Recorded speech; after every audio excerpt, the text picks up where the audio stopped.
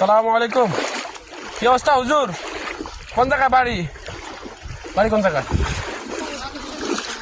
সমস্যা মাদ্রাসা যাবেন কেন? ঠিক আছে।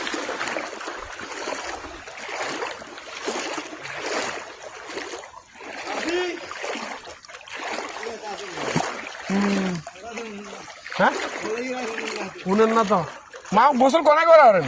গোসল কি পুকুরের পানি নাকি?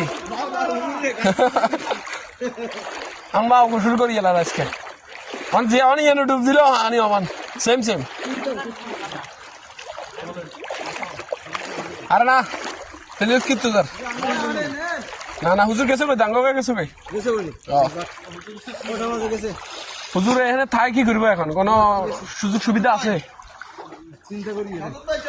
না না যাইতে না তাহলে